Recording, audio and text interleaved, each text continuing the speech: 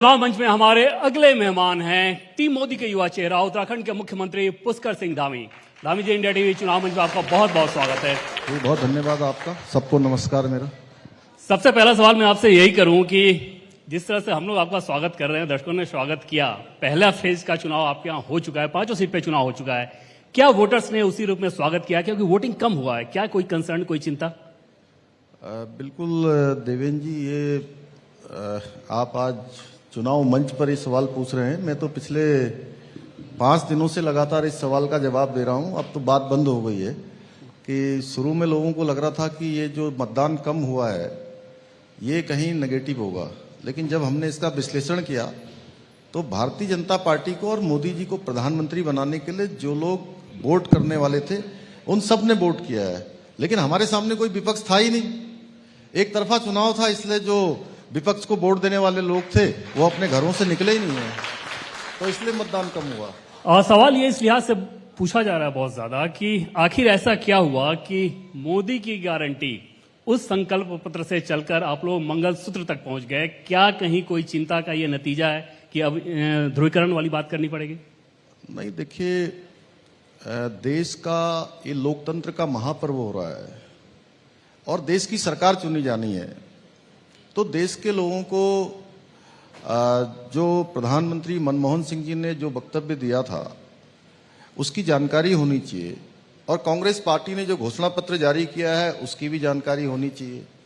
Present, past और future उस party का जरूर पता होना चाहिए जिसने देश के अंदर 60 वर्षों तक शासन किया है और 60 वर्षों में केवल और केवल एक वर्ग विशेष की चिंता की है, केवल वोट बैंक की राजनीति की है। तो अब अगर मोदी जी अगर उस बात को बता रहे हैं या भारतीय जनता पार्टी लोगों को बता रही है तो इसमें इतना बिलबिलाने की क्या जरूरत है? प्रियंका गांधी तो बहुत ज्यादा गुस्से में है, वो बता रही है कि दादी ने क्या त्याग किया, उनकी मम्मी ने क्या त्याग किया, इतनी ज्यादा आग बबूला है वो आप लोग पीएम मोदी के इस बयान को लेके। देखिए, बात हो रही है तुष्टीकरण की, बात हो रही है भ्रष्टाचार की, बात हो रही है देश की।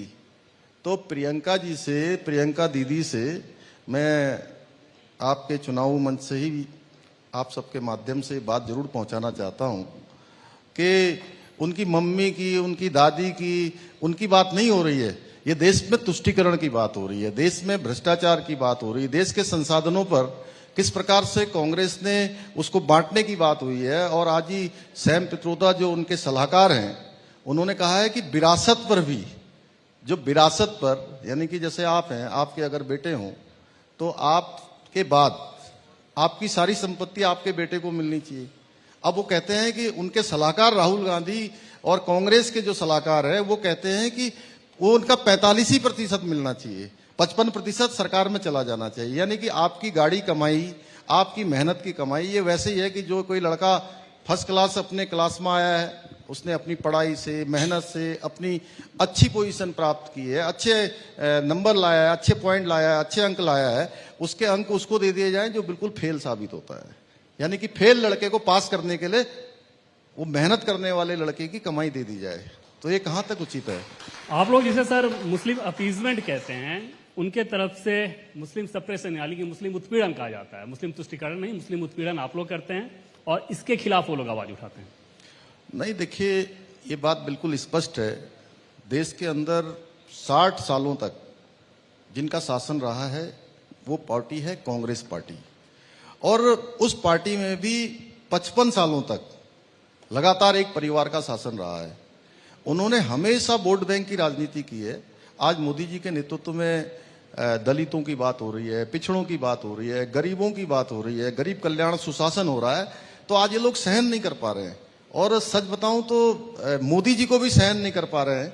और हमारे जैसे लोग जो सामान्य परिवारों से आते हैं उनको लगता है कि कैसे ये मुख्यमंत्री हो गए, कैसे मोदी जी प्रधानमंत्री हो गए, ये इनके दिमाग में हर समय यही बात चलती रहती है। इसलिए मोदी जी अगर देश हित की भी बात करते हैं तो ये उसका भी विरोध करने लगते हैं, और ये भूल जाते हैं कि मोदी जी का विरोध करते करते ये देश का भी विरोध करने लगते हैं। आपने विदेशों में देखा होगा।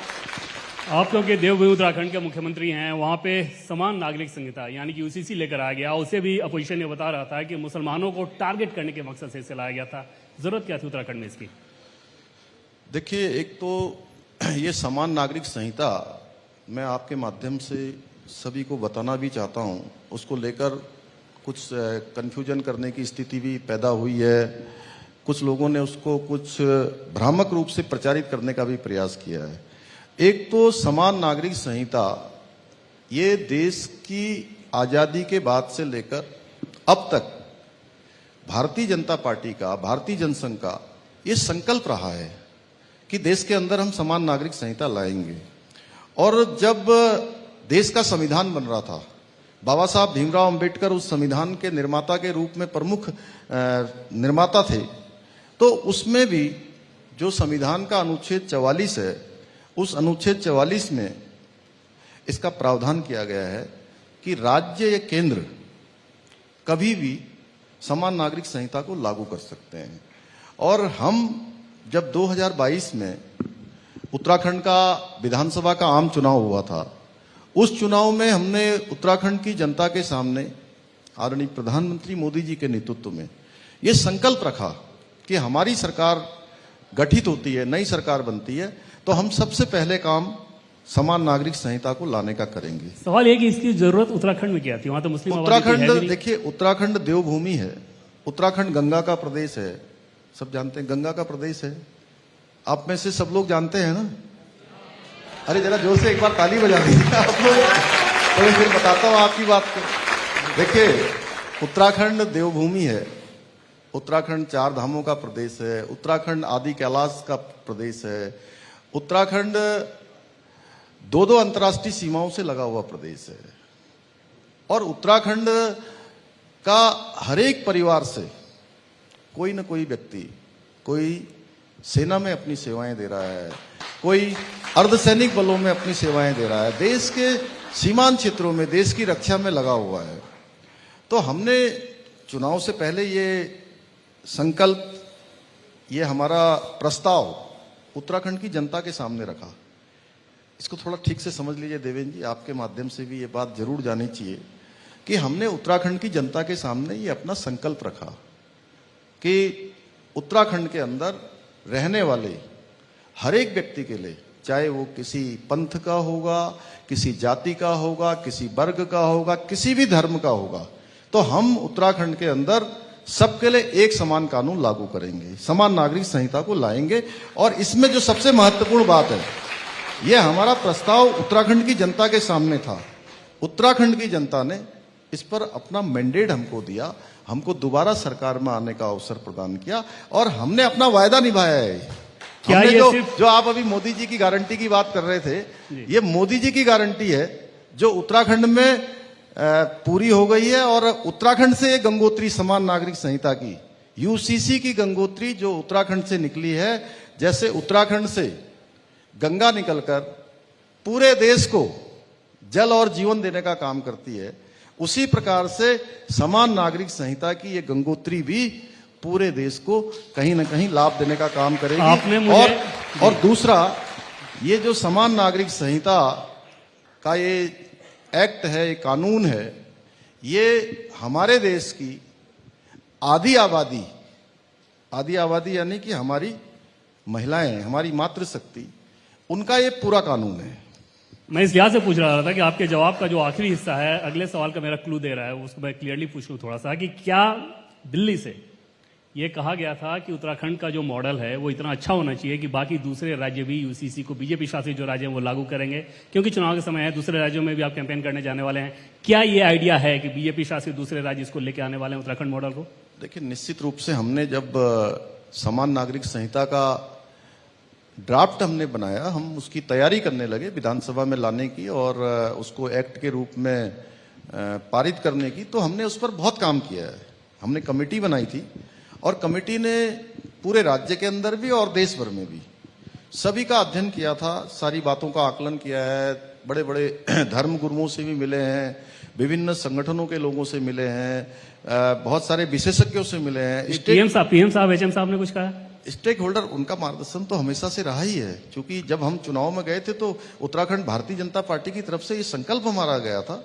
और निश्चित रूप से आदरणीय प्रधानमंत्री जी, आदरणीय गृह मंत्री जी, सबने हमारा मार्गदर्शन किया है इसमें, और उन्हीं के नेतृत्व में हम गए और हमने जो ड्राफ्ट बनाया वो बहुत हमारे विद्वान लोगों ने ड्राफ्ट बनाया और देश के भी विभिन्न विभिन्न क्षेत्रों का अध्ययन करने के बाद उस ड्राफ्ट की तैयारी हुई है, तो निश्चित रूप से उत्तराखंड में ये लागू हो गया। इसका लाभ मेरी तो अपेक्षा है कि हिंदुस्तान के प्रत्येक राज्य को इसका लाभ लेना चाहिए।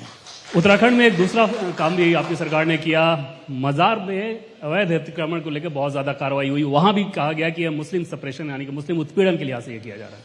देखिए देवेंद्र जी, आज देश के अंदर अगर कोई भी अच्छा काम होता है, ये बहुत समझने की बात है। ये कोई मैं राजनीतिक पार्टी का एक कार्यकर्ता हूं इस नाते नहीं बोल रहा हूं, मैं इसलिए बोल रहा हूं कि आज अगर कोई भी विधि के अनुसार कार्रवाई होती है, भारत के संविधान के अनुसार कोई कार्रवाई होती है, कोई व्यवस्था को बनाने की बात होती है, तो जो तुष्टीकरण करने वाले लोग हैं, फिर से मैं वहीं आ रहा हूं, जो तुष्टीकरण करने वाले लोग हैं, एक वर्ग को जो हमेशा खुश करने का प्रयास करते रहते हैं, उनको वोट बैंक की तरह यूज करते रहे हैं, वो लोग हमेशा तुष्टीकरण की बात करने लगते हैं और कहते हैं कि एक वर्ग विशेष को टारगेट कर दिया है। देखिए मैं आपको बताऊं कि उत्तराखंड एक ऐसा राज्य है जहां पर सब लोग एक दूसरे के साथ बहुत प्रेम पूर्वक रहते हैं, बहुत भाईचारे के साथ रहते हैं, आपस में सबके बहुत अच्छे संबंध हैं, कोई झगड़ा नहीं, कोई फसाद नहीं।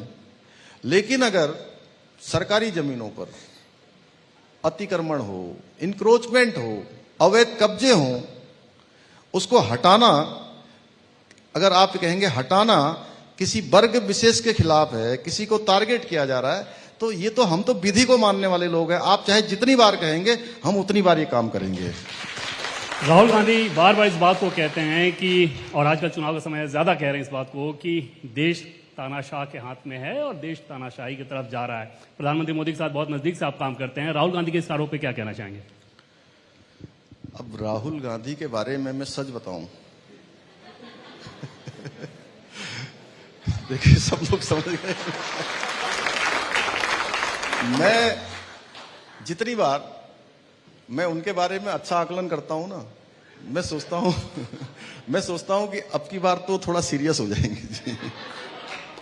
नहीं, वो बहुत सीरियसली, वो बहुत गुस्से में कहते हैं, वो तो कह रहे हैं कि आप लोग नफरत की दुकान चला रहे हैं, तानाशाह है। उनकी नफरत की दुकान बंद होने वाली है इस बार।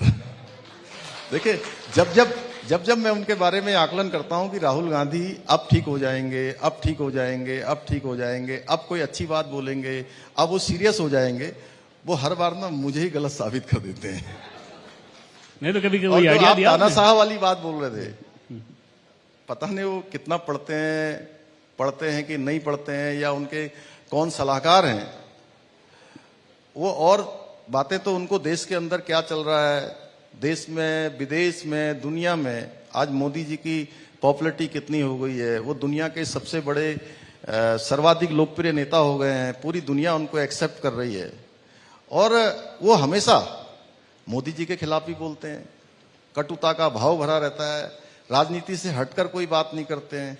उसी प्रकार से जब वो कहते हैं कि तानाशाही वाली बात, तो ऐसा लगता है कि उन्होंने कुछ और नहीं पढ़ा है, केवल अपनी दादी की जीवनी पढ़ी है, उसको शायद बार बार पढ़ा है, इसलिए उनको तानाशाह वाली बात याद आती है। ये देश भूल नहीं सकता जिन्होंने अपने बुजुर्गों से, अपने बड़ों से, जो लोग आपातकाल के समय में होंगे, जिन्होंने आपातकाल नजदीक से देखा, मैं तो उस समय पैदा भी नहीं हुआ था, तो वो कितना भयावह था, किस प्रकार से देश में आपातकाल थोपा गया था, किस प्रकार से अत्याचार किया गया था, किस प्रकार से लोगों को खाने में शीशा घोल के पिला दिया गया था मीसा में, और कितने लोगों को जो है नाखून निकाल दिए गए थे, कितनी कड़ी यातनाएं दी गई थी, जो देश के लोग भूल नहीं सकते। वो था तानाशाह समय।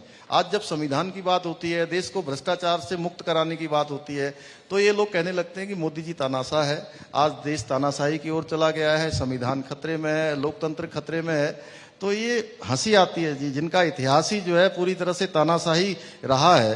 तानाशाह और कितनी सरकारें इन्होंने बर्खास्त की हैं देश के अंदर, ये आंकड़े अगर निकालेंगे तो सब स्पष्ट हो जाएगा। एक उनका दूसरा आरोप है जिसको लेके बहुत ज्यादा मुखर है आजकल, कि करप्शन का स्कूल खोल रखा है प्रधानमंत्री मोदी ने, इलेक्टोरल बॉन्ड को लेके खासतौर पे उसको ज्यादा आवाज उठा रहे थे, और बार बार इस बात को लेके माहौल बना रहे हैं एक तरह से कि संगठित तरीके से करप्शन करने का तरीका था इलेक्टोरल बॉन्ड। क्या कहना चाहेंगे? देखिए, अब वो लोग बात करते हैं जिनका इतिहास ही केवल और घोटालों का रहा है। अगर आज देश के अंदर घोटालों की बात करेंगे, देश के अंदर अगर करप्शन की बात करेंगे, भ्रष्टाचार की बात करेंगे तो ऐतिहासिक रूप से भ्रष्टाचार को जन्म देने का काम देश के अंदर अगर किसी ने किया है, कांग्रेस पार्टी ने किया है या उसके गठबंधन में जो लोग हैं उन्होंने किया है। तो मोदी जी पर क्या बात उठाएंगे जी, जिनका जीवन जो है बिल्कुल क्रिस्टल क्लियर है। अच्छा, लेकिन जिस तरह का वो नैरेटिव सेट करने की कोशिश कर रहे हैं, क्योंकि आप लोग चुनाव में लगे हुए हैं, हर जगह से फीडबैक भी आता होगा, कास्ट का नैरेटिव वो ज्यादा सेट करना चाहते हैं और कहा यह जाता है कि क्योंकि आप लोग धर्म को लेकर राजनीति करते हैं तो उसको काउंटर करने के लिए वो कास्ट पे इतना मुखर हो रहे हैं। कहीं ये कोई कंसर्न, कोई चिंता है कि कास्ट पे इलेक्शन हो रहा है? देखिए, वो उनका बिल्कुल कॉन्सेप्ट क्लियर नहीं है। कभी वो कास्ट पर आ जाते हैं, कभी किसी और बात पर आ जाते हैं, कभी वो धार्मिक आधार पर आरक्षण की बात करने लगते हैं, कभी जो है अपनी जो कमाई हुई संपत्ति है लोगों को देने की बात करने लग जाते हैं, कभी वो क्षेत्र की बातें करने लगते हैं। तो उनका अपना ही कॉन्सेप्ट क्लियर नहीं है। वो कॉन्सेप्ट क्लियर नहीं, आप देखते होंगे राहुल गांधी जी का आज कॉन्सेप्ट कुछ है, आज कुछ बात बोल रहे हैं, कल कुछ और बात बोलेंगे।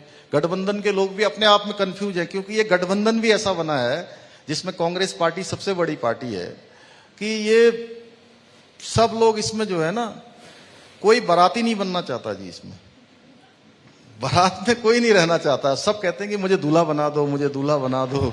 ये स्थिति है उनकी। क्या ये कंसर्न है कि इस बार का चुनाव कास्ट पे हो रहा है या फिर किसी इमोशनल अट्रैक्शन को आप लोग ज्यादा महसूस कर रहे हैं? इस बार का चुनाव देखिए विकास पर हो रहा है। इस बार का चुनाव दो धाराओं के बीच है। एक तरफ मोदी जी हैं जो देश को दुनिया का सिरमौर बनाने के लिए काम कर रहे हैं, विकसित भारत बनाने के लिए काम कर रहे हैं और भारत दुनिया का नेतृत्व करे हर क्षेत्र में। आज हर एक भारतवासी का मस्तक ऊंचा हो, उसके लिए काम कर रहे हैं। आने वाले समय में विकसित भारत बने, उसके लिए चुनाव हो रहा है। एक तरफ मोदी जी इस काम को बढ़ा रहे हैं, दूसरी तरफ ऐसी पार्टियां हैं, ऐसा गठबंधन है जो कहते हैं कि भ्रष्टाचार का संरक्षण होना चाहिए, भ्रष्टाचारी बचने चाहिए, देश बचे या न बचे, हमारा परिवार और हमारी पार्टी बचनी चाहिए। तो लोगों को तय करना है और आज देश विकास की तरफ चल पड़ा है, मोदी जी के साथ चल पड़ा है और ऐसे गठबंधनों से भी कोई बहुत फर्क पड़ने वाला नहीं है, क्योंकि लोग जब अपनी अंतरात्मा पर झांकते हैं, अपने दिल पर हाथ लगाते हैं, तो उनको लगता है कि मोदी जी ने अपने 10 साल के कालखंड में, उस 10 साल के कालखंड में एक एक पल और एक एक क्षण उन्होंने देश के 140 करोड़ लोगों के लिए लगाया है। पूरे 140 करोड़ देशवासियों को अपना परिवार मान के बात किया है, अपना पसीना बहाया है। उन्होंने बिना थके, बिना रुके देश को आगे बढ़ाने के लिए काम किया है, गरीब कल्याण के लिए काम किया है, सुशासन के लिए काम किया है, महिलाओं के उत्थान के लिए काम किया है, गरीबों के कल्याण के लिए काम किया है। तो कोई ऐसा क्षेत्र नहीं है। देखिए 2014 से पहले योजनाएं बनती थी, लेकिन योजनाएं किसके लिए बनती थी? कुछ लोगों को फायदा पहुंचाने के लिए योजनाएं बनती थी। 2014 के बाद ये पूरा पिक्चर चेंज हो गया। योजनाएं उनके लिए बनती हैं जिनको योजनाओं की जरूरत होती है। हम गांव में रहने वाले लोग, मैं एक सैनिक परिवार में पैदा हुआ हूं, मैंने देखा है कि गांव में हमारी माताओं को, बहनों को अगर दिन में कभी शौच जाना हो, शौचालय नहीं होने के कारण से उनको रात तक का इंतजार करना पड़ता था कि अंधेरा होगा तब शौचालय जाएंगे। कितने दूर से सर में थौला बोलते हैं हमारे यहाँ, जिसमें पानी लाते हैं, महाराज जी भी आ गए प्रणाम। तो कई किलोमीटर से सर में गगरी रख के जो है पानी लाना पड़ता था, कई घंटों लाइन में लगना पड़ता था। खाना बनाने के लिए एक समय था, मैं बहुत छोटा था जी, क्योंकि समय थोड़ा कम है, कम है, लेकिन हाँ। मैं अब आपको बात तो सुननी पड़ेगी, आपने बुलाया है हमको तो, और सुनानी मुझे भी पड़ेगी। एक सवाल मैं तो, उत्तर प्रदेश से समझना चाह रहा था, क्योंकि यूपी में आप नहीं, मैं आपकी बात पूरी कर रहा हूं पहले जी। देखिए, शहरों में बहुत आसान होगा कि गैस का सिलेंडर मिल जाता है, आराम से मिल जाता था, लेकिन एक समय था कि जब, आज तो 10 करोड़ से ज्यादा लोगों को मुफ्त के गैस के सिलेंडर हमारी माताओं बहनों के जीवन को आसान बनाने के लिए मिल गए। एक समय एमपी के कोटे में 20 सिलेंडर मिला करते थे, 20 गैस के कनेक्शन मिला करते थे। वो समय भी देश ने देखा है। और सवेरे सवेरे मैंने अपनी माँ को देखा है, अपनी दादी को देखा है, अपनी चाची को देखा है कि हर दिन उनको लकड़ी काटने के लिए जंगल जाना पड़ता था। सवेरे जंगल जाती थी, फिर सर में या पीठ में बोक के लकड़ी लाती थी। और ऐसा केवल एक परिवार की बात नहीं कर रहा हूं, सबने सबने देखा था। तब जी, वो खाना बना वोट देने आ रहे हैं, तो उस समय उनके इतनी ज्यादा उनके नहीं रहा होगा, उन्होंने नहीं देखा होगा। 2014 से पहले का समय, हाँ, उनके लिए भी हर दिन एक घोटाला, एक कोई भ्रष्टाचार का मामला जी। प्रत्येक दिन आता था। और मोदी जितनी जी बात के- आप लोग घोटाले को लेकर उन लोगों पे कहते हैं, उसी रूप में मुस्लिम सप्रेशन वाली बात यहाँ कही जाती है। यूपी के संदर्भ में एक सवाल आपसे ले लूं, क्योंकि आपने यूपी में स्टूडेंट पॉलिटिक्स भी की है। उत्तर प्रदेश के चुनावी नतीजे बहुत तय करेंगे कि आप लोगों का जो एम्बिशियस आंकड़ा है 370 का और 400 का, वो कितना पूरा होगा, नहीं होगा। अखिलेश यादव कहते हैं अगर कि गाजियाबाद से गाजीपुर तक उनके गठबंधन की जीत होगी। इसमें भी आप लोगों का ऐतराज हो जाता है, इसमें भी आप लोग धर्म देखते हैं, आपकी पार्टी धर्म देखती है, ऐसा क्यों? गाजियाबाद से गाजीपुर अगर वो कह रहे हैं तो इसमें क्यों ऐतराज हुआ? देखिए, उन्होंने हमेशा केवल धर्म की ही, इस प्रकार की ही पॉलिटिक्स की है, एक वर्ग विशेष की ही पॉलिटिक्स की है। और उत्तर प्रदेश वो प्रदेश है जिसने पिछली बार भी मोदी जी को प्रधानमंत्री बनाने में अपना योगदान दिया था। और इस बार तो भगवान राम का भव्य और दिव्य, हमारे राधा देव का वहाँ मंदिर बन गया, प्राण प्रतिष्ठा हो गई। और आने वाले समय में मथुरा भी जो है अभी उसी तरह से सजने संवरने वाला है, जैसे अयोध्या सज गया, काशी सज गया। तो बड़ी जीत होगी इस बार। चलिए, अब मैं आपसे एक रैपिड फायर वाले अंदाज में बहुत छोटे छोटे जवाब चाहूंगा, यस नो वाला अंदाज जो होता है ना, उस तरह का 7-8 क्वेश्चन इसमें होंगे। जैसे आपसे अगर पूछा जाए कि जो आपने पढ़ा और जो आप देख रहे हैं, देश का सबसे अच्छा पीएम कौन? सब जानते हैं जी। देश की आजादी के बाद जिस प्रकार से पूरी दुनिया के अंदर भारत का मान सम्मान बढ़ा है, आज चाहे एडमिनिस्ट्रेशन की दृष्टि से, गरीब कल्याण की दृष्टि से, लोकप्रियता की दृष्टि से, फैसले लेने की दृष्टि चलिए, से। मोदी जी, आपका जवाब मोदी जी समझ गया। अगला सवाल, राहुल गांधी को अगर कोई सजेशन देना होगा, क्या सजेशन देंगे? जी, राहुल गांधी को अगर आपको कोई सजेशन देना होगा, क्या देंगे? मैंने कहा थोड़ी देर पहले कि जितनी बार मैं सोचता हूं कि अब वो सीरियस हो जाएंगे, अब गंभीर हो जाएंगे, उतनी बार वो मुझे ही गलत साबित कर देते हैं। तो ऐसे व्यक्ति को सजेशन कौन दे सकता है जी? कांग्रेस पार्टी के लिहाज से अगर देखें तो राहुल गांधी और प्रियंका गांधी दोनों में से किसे ज्यादा पोटेंशियल किसमें देखते हैं आप कांग्रेस पार्टी के लिहाज से? दोनों भाई बहन हैं, किसी को दूंगा तो एक दूसरे के लिए बुरा मान जाएंगे। हिंदुत्व या डेवलपमेंट, क्या जरूरी है? हिंदुत्व देखिए, ये एक जीवन जीने की पद्धति है। हिंदुत्व को किसी वर्ग से, किसी उससे नहीं जोड़ा जा सकता है। ये हमेशा था, हमेशा है और हमेशा रहेगा। जाति या धर्म, क्या जरूरी है? जाति आधार पर देखिए, देश के अंदर आज समानता की बात हो रही है और हम तो समान नागरिक संहिता हमारी पार्टी ला रही है। उत्तराखंड में इसकी शुरुआत हो गई है और हमारे संकल्प पत्र में पूरे देश के अंदर इसको लाने की बात हो गई है। इस बार आप चुनाव लड़वा रहे थे, चुनाव लड़ना आसान है या चुनाव लड़वाना आसान है? दोनों ही की अपनी महत्ता है। चुनाव लड़ने वाले व्यक्ति को भी उतना ही परिश्रम करना पड़ता है, जो लड़वाने वाले हैं उनका भी अपना रोल होता है। विधानसभा चुनाव ज्यादा कठिन होता है या लोकसभा का चुनाव ज्यादा कठिन है? हर चुनाव अपने अलग तरह का होता है और हर चुनाव की अपनी अलग एक थीम बन जाती है और हर चुनाव में चुनौतियां भी अलग अलग हो जाती हैं। 2014 में अलग था, 2019 में अलग है और 2024 में अलग हो गया। 370 से कम या 370 से ज्यादा? बिल्कुल 400 पार। इसमें कहीं कोई कंफ्यूजन नहीं है। ये लोग कुछ उत्साहित हो रहे हैं जी, मीडिया में, सोशल मीडिया में कुछ देश विरोधी जो शक्तियां हैं जो मोदी जी को रोकने के लिए आज तमाम प्रकार के प्रोपेगेंडा फैला रही हैं, लेकिन धरातल पर मोदी मोदी मोदी मोदी है। वोटिंग कम होना चिंताजनक है या फायदेमंद है आप लोगों के लिए? नहीं, वोटिंग कम होने का मतलब ये नहीं है कि कहीं जो है वो सरकार के खिलाफ जा रहा है या मोदी जी के 400 पार को कम कर रहा है। ये ठीक है, उसको बढ़ाने के लिए प्रयास होगा, अभी बढ़ेगा।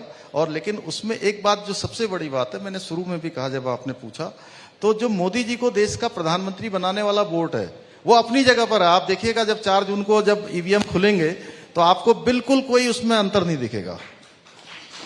राम मंदिर या डेवलपमेंट? देखिए, राम मंदिर बन गया, डेवलपमेंट लगातार जारी है। चुनावी लॉलीपॉप देना चाहिए या नहीं देना चाहिए? चुनावी लॉलीपॉप देना चाहिए या नहीं देना चाहिए? नहीं, बिल्कुल नहीं। जो लॉलीपॉप वाले लोग हैं वो लंबे समय तक नहीं चलेंगे। आप देख रहे हैं, या तो वो जेल में है या बेल में है। आखिर में आपसे व्यक्तिगत तौर पे अगर पूछूं तो मुख्यमंत्री पुष्कर सिंह धामी को पहाड़ी भोजन ज्यादा पसंद है या मैदान का भोजन? देखिए, भोजन तो जो व्यक्ति जहां पैदा होता है जिस संस्कारों में पला बड़ा होता है उसको वो अच्छा लगता है। लेकिन मुझे कभी इस प्रकार की मेरी कभी अपेक्षा नहीं रही है। मुझे जो भी मिलता है मैं सहज भाव से उसको ग्रहण कर लेता हूँ। अन्य चलिए पुष्कर धामी जी, आपका बहुत बहुत धन्यवाद इंडिया टीवी के चुनाव मंच पर आए और ढेर सारी शुभकामनाएं आप, क्योंकि चुनाव प्रचार पे भी आगे जाने वाले हैं। बाकी 4 जून को नतीजों से पता चलेगा कि जो दावा किया जा रहा है उस दावे को जनता ने कितना समर्थन दिया। धन्यवाद।